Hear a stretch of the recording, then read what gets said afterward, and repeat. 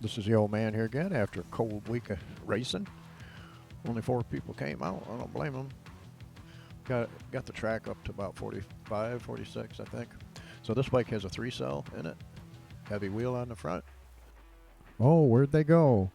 Oh, that's the seam they stitched together on a 360 camera between the front and rear lens. Obviously, it doesn't always work. Gnarly in the back. Took quite a bit to get used to it. First thing, I ripped the back fender right off. Riding wheelies, but that bike has had a lot of freestyle, like trying stuff, forward and backward flips.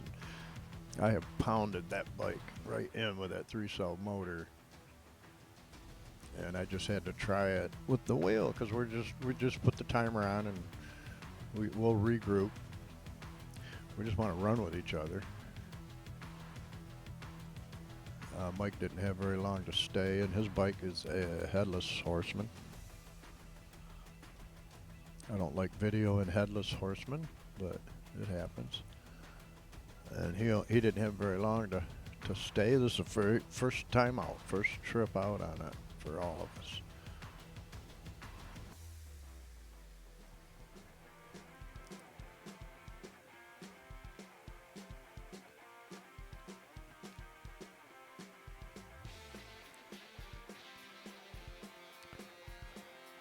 So I myself ran the 3-cell just to see what a super aggressive tire would do, but I ran my orange and black, which are the 2-cell.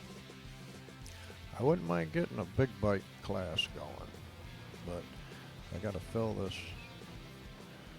Gotta be able to get enough just with the stock stuff. There he is, headless horseman. That's why he crashed. You couldn't see.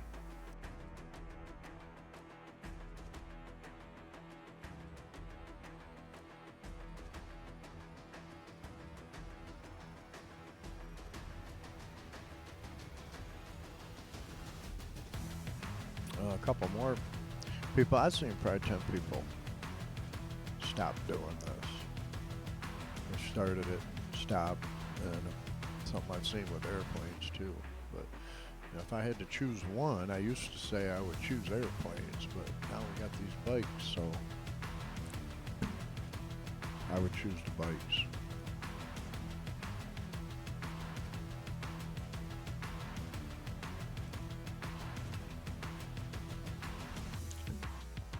And I noticed too that once we got the track nice and tore up, that scoop tire would have done a lot better later in the day. Because I did end up using the MX-33 on a pretty much stock setup. I mean, it's out of the box other than, minor suspension stuff.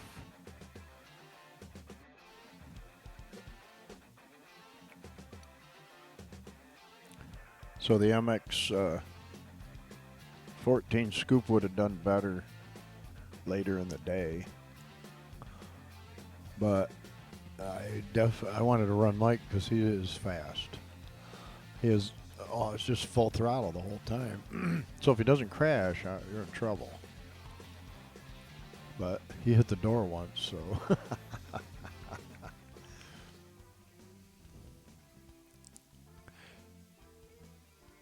Man, they get through the whoops cool. Look cool doing it. The landings, soaking it up. I'm real happy with where I'm at on my machines. And I can pretty much look at them now and tell what you might need to do to get rid of that back end bounce.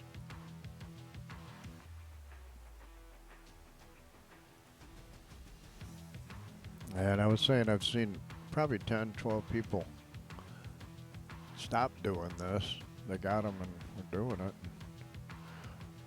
It's costly, I think, but there's a couple new people interested in racing. And the one guy's been running the track. He shows up when the tubes are on the track, so he's dealing with that. So show up on a bike day and it will be better. Well, plus the track's loose. It's a little more forgiving. Makes it a little more consistent. Uh, consistent, I guess, the traction.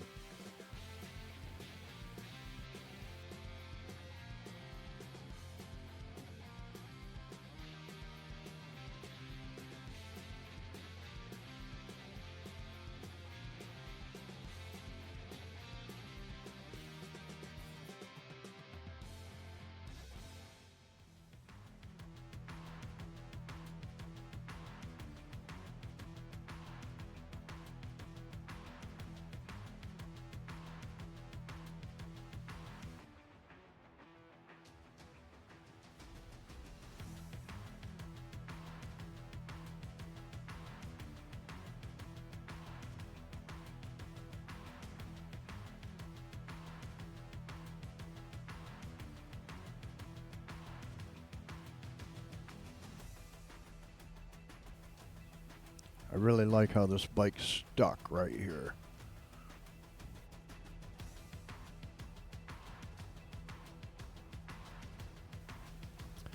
And even using an SM58 microphone, I'm needing to EQ it a little bit. It's pretty muddy sounding. Going back into the studio and listening to the difference in it.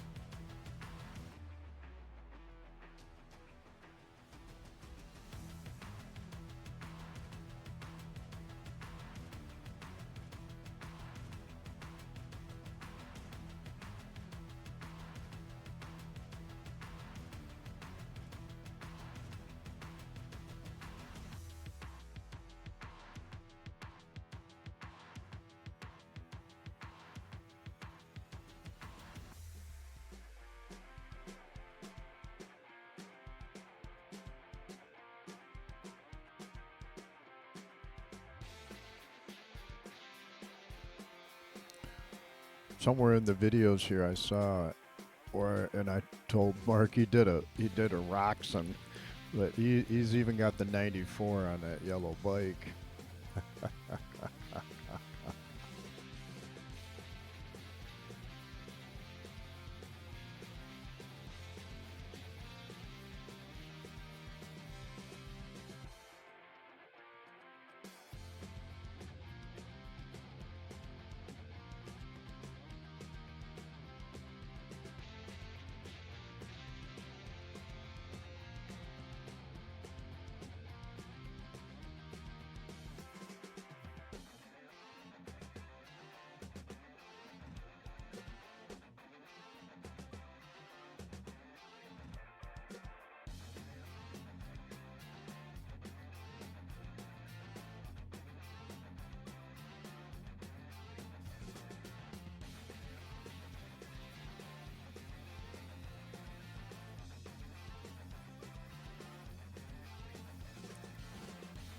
Well, yeehaw, everybody.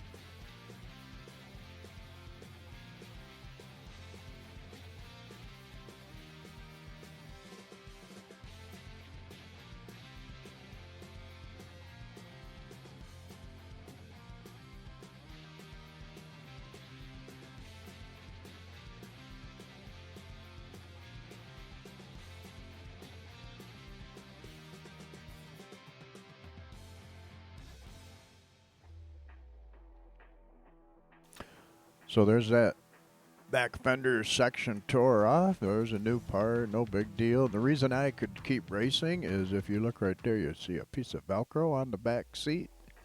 So I have a secondary hatch system, lock system. So tearing the lock off, because the wires are all tucked up in there good, I could keep going. And I did. I ran a complete battery without a back fender and a box lock on there and that Velcro. So I showed you the little tiny little tabs. That's all that holds that on there. Tiny tabs, about a 1/4 inch of that screw, whatever that is, 2.5 millimeter. Not a lot, but no big deal, unless you don't have a secondary battery hatch lock, because I've seen the batteries come out and you can hurt wires and stuff too. So if you haven't done that and you don't have Velcro on it and you rip that fender off or rip your door hatch, so keep tapping the throttle.